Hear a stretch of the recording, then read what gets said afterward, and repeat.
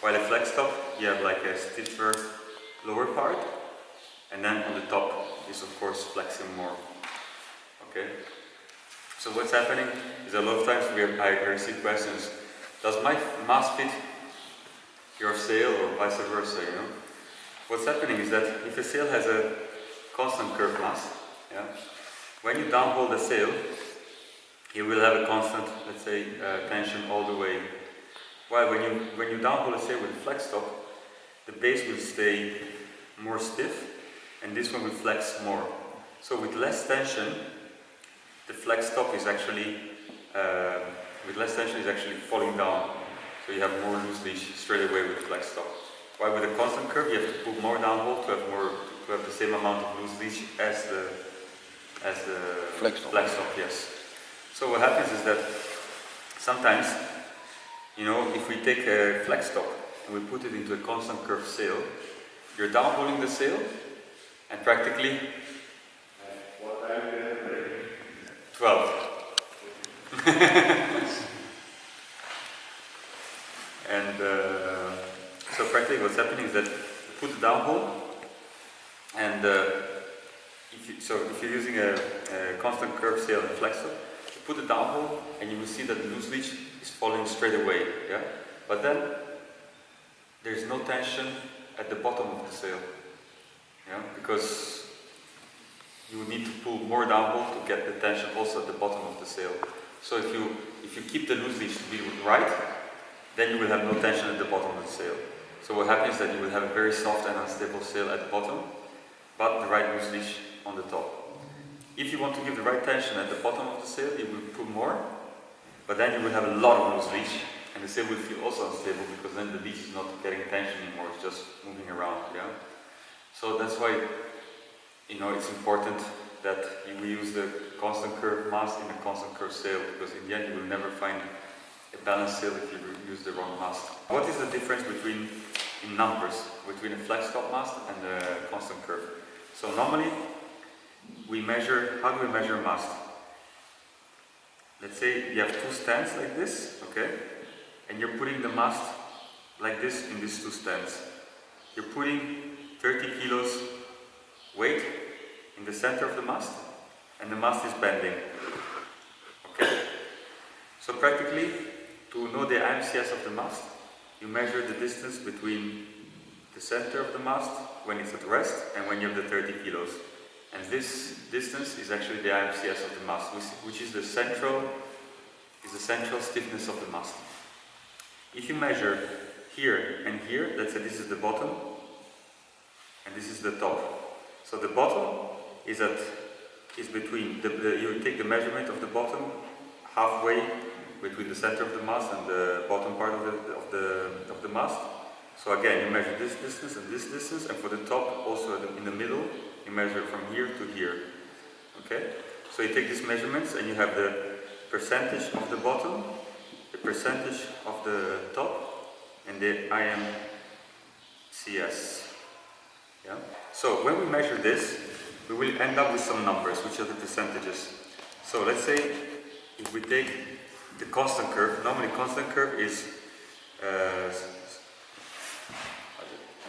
64%, okay? And the top is normally 26%. Okay? So why is it constant curve?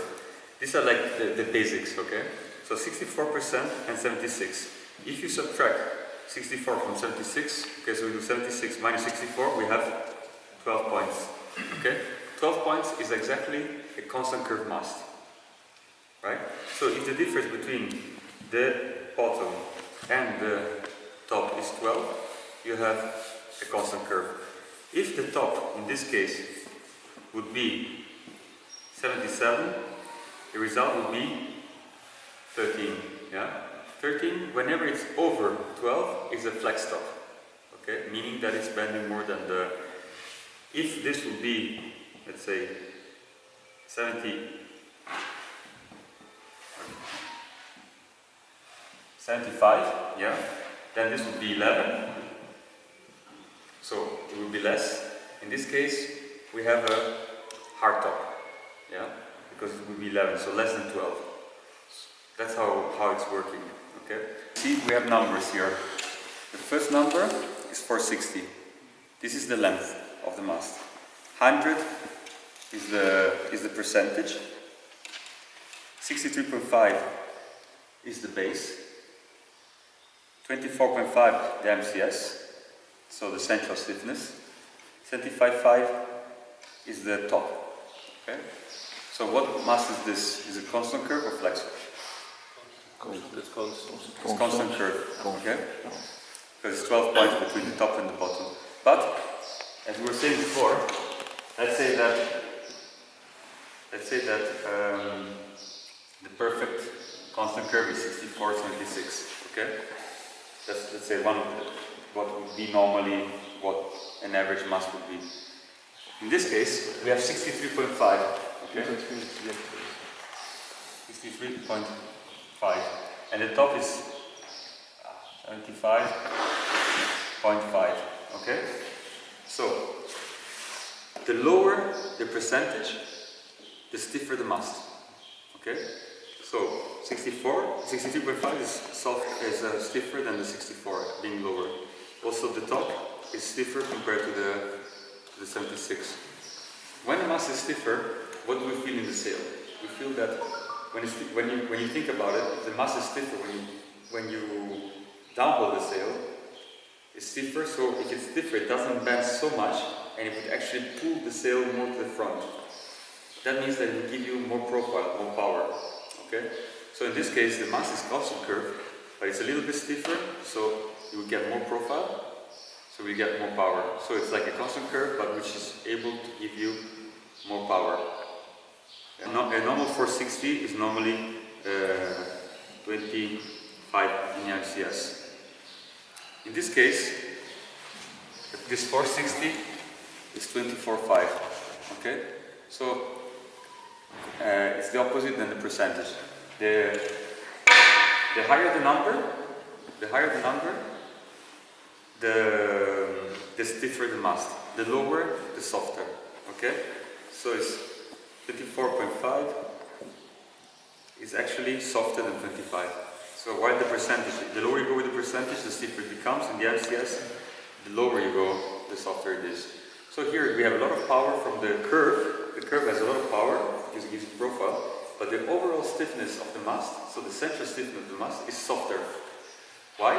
Because then we get a lot of power from the mast, but at the same time this power, when you hit the wave or the chop, or the gust comes, it's a little bit softer than normal.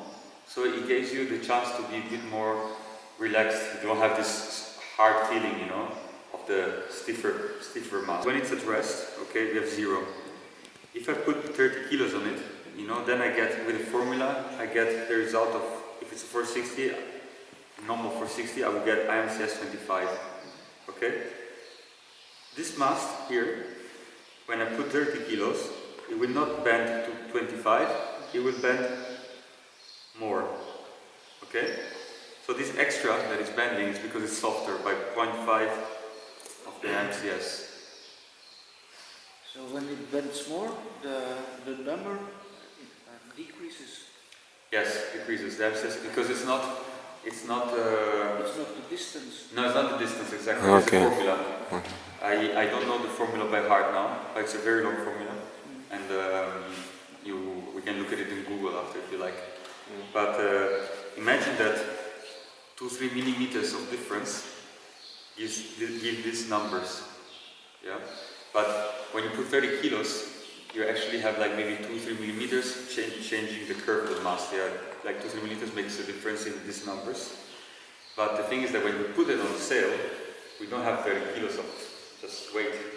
We actually have a lot of compression from the top and the bottom of the extension and fin of the sail, and you compress it against the mast lead. So there's a lot more power than 30 kilos, and there's a lot of more force.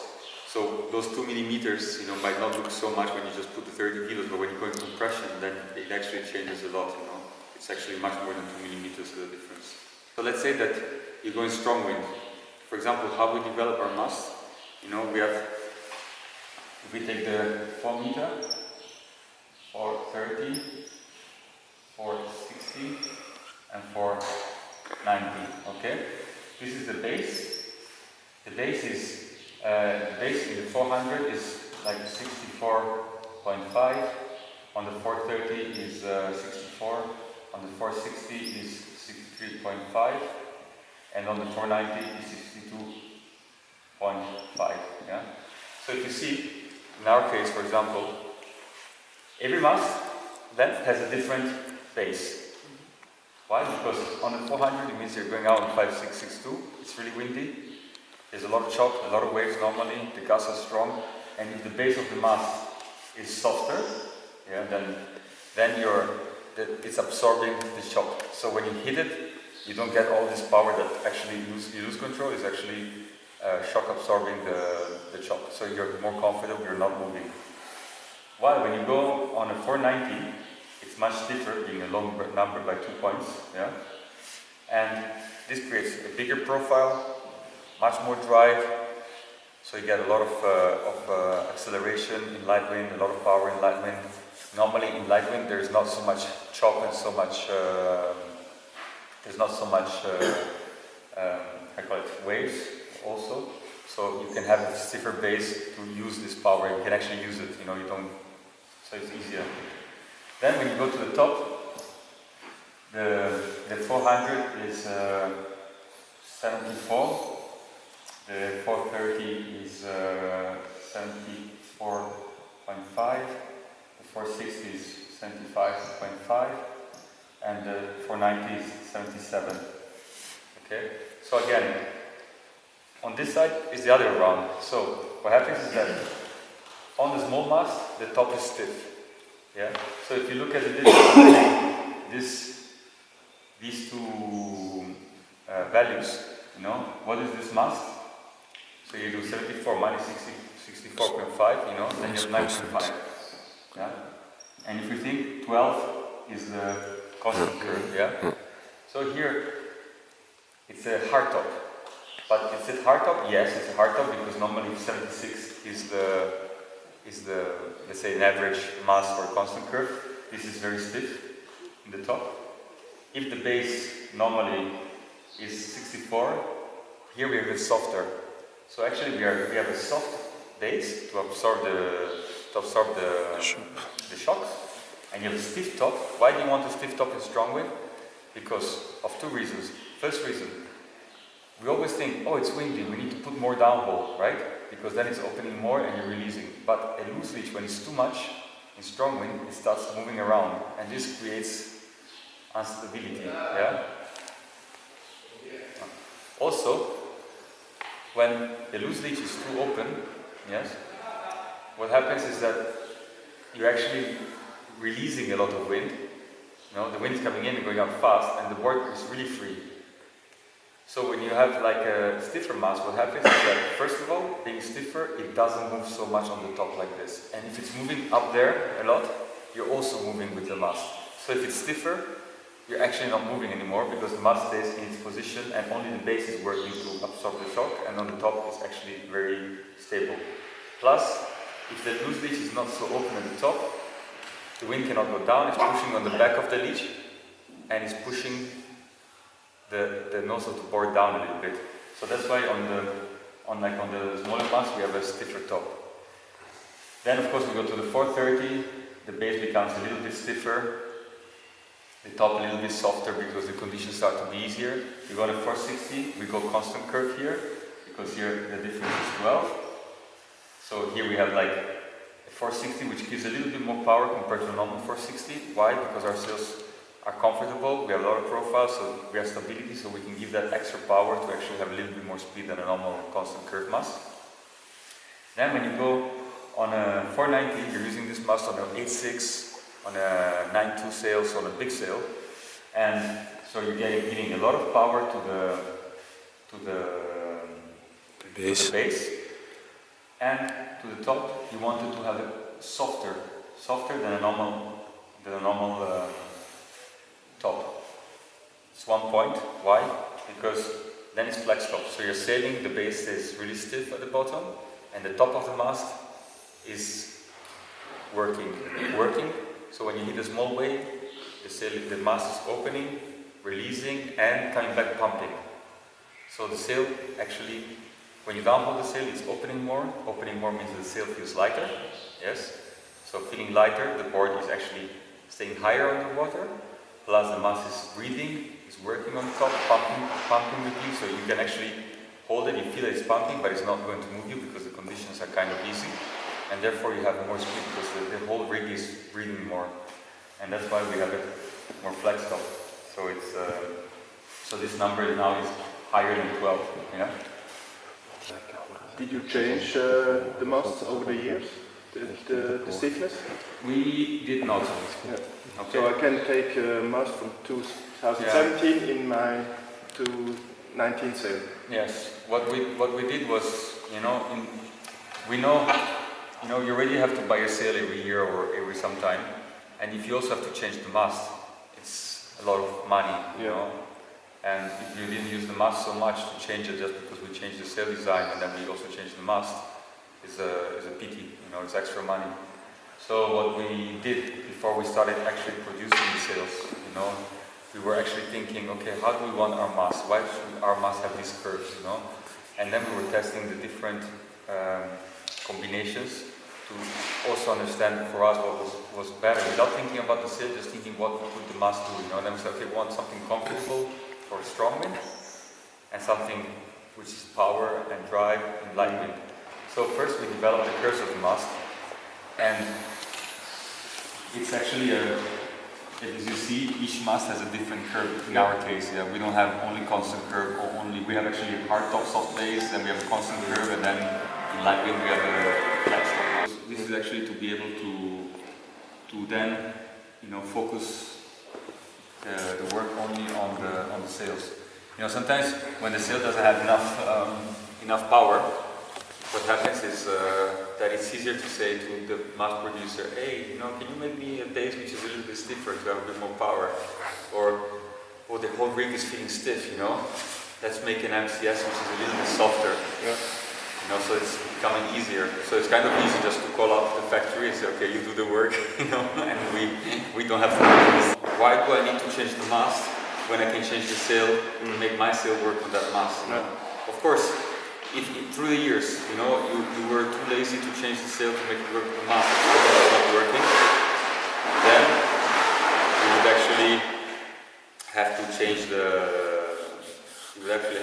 the mast, to try to clean up the things. But depends how you work through the years, Maybe you have a tester who goes out and says, oh, this mast is too soft, I want something stiffer, then the company does a stiffer mast for the sail and for the rider. Then the next rider who's testing in the company comes by and says, no, this is too stiff for me, then they go back to a softer one.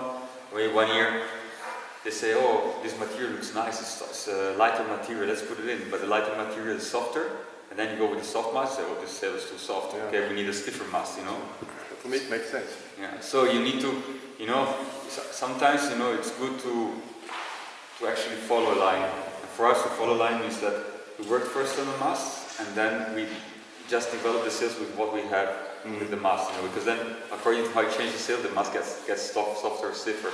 But this is like our starting point, and it's what we actually found out, that to be nice doesn't matter how the sail is done, this is what works nice in this kind of conditions. This point to have mast that we don't need to change through the years.